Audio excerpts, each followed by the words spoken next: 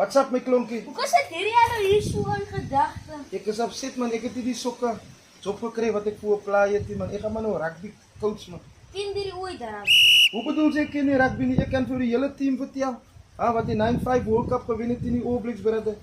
Hoe bedoel jy nou ek ken nie rugby nie? Andre Arendse, hy was die fullback, hy was gevaarlik op fullback. Jalman Mkelele was die right wing gewees. Brilliant. Binne buite sy step.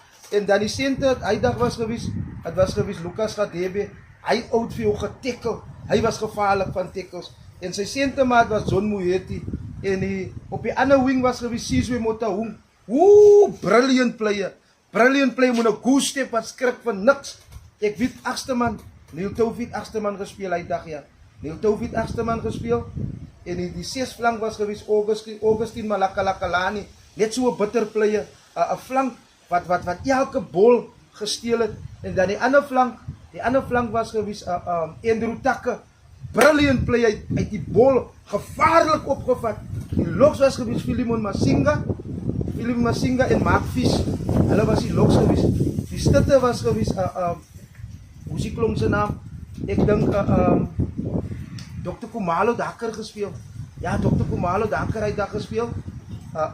David Nyati was die een stit gewees.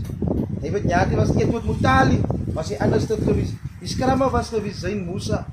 En die flyer was gewees Son Bartlett. Son Bartlett het nog hy laaste gevaarlike skepskop teen die All Blacks. Toe wen Suid-Afrika die 95 World Cup, brother. Jy dink ek ken nie. Op man, hoe is dit?